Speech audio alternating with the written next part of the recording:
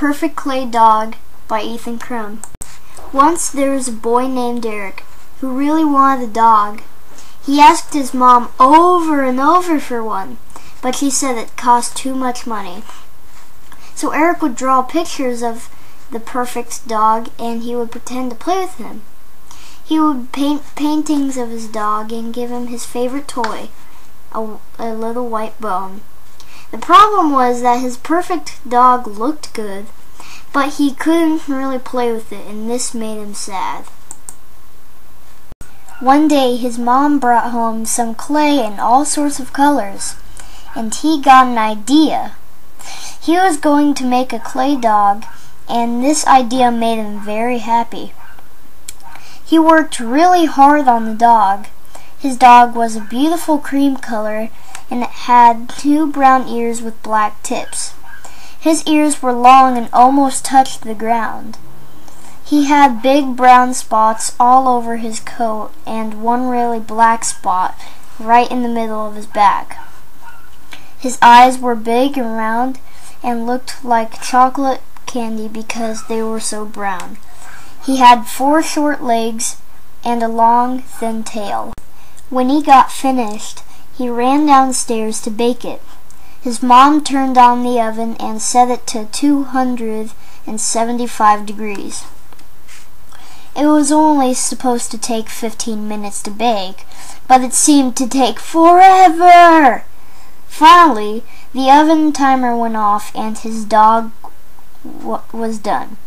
He couldn't play with it right away because it was too hot, so he had to wait another 5 minutes till it had cooled down. He was so excited he could hardly stand still. Finally, he had his perfect dog that he could play with. He played with it all night, making up games and playing hide and seek.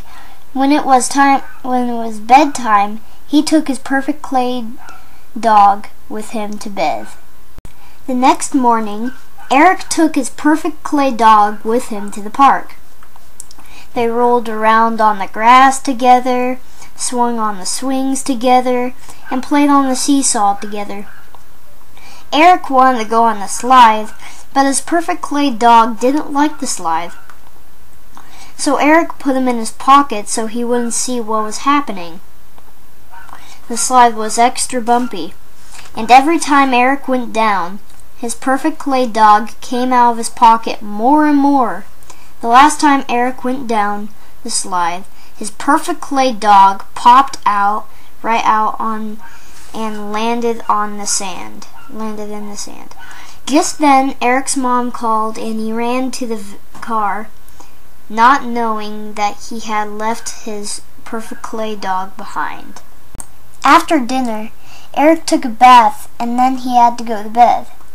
Suddenly, he remembered that his perfect clay dog had been stuck in his pocket all this time and he felt really bad. So he went into his pocket, but his perfect clay dog was missing. He discovered that he lost his dog. He searched all over the house for him. He looked under the kitchen table and inside the bathtub. He checked in every pocket he had and even looked in the car with the flashlight. But he could not find him anywhere. That night when he went to sleep was the worst night of his life. The next morning, his mom drove him to the park, and Eric looked all over. He even dug up the sand by the slide, but his perfect clay dog was gone. Eric was so sad that he cried. When he got back home, he decided that he was going to make another perfect clay dog just like the one he had lost. But every time he tried, something went wrong. One dog was too brown, and the other dog lost its tail. His third dog fell over in the oven, and so one whole side was squished flat, and he wouldn't stand up. Eric gave up and went to bed, alone. The next morning, his mom called him and told him to come downstairs. He didn't want to get up. He was too sad, but he got up anyway. When he got downstairs, there was his mom sitting on the couch, and there was a big brown box in the middle of the room. She told him to open it. Eric was still sad, but he was curious too.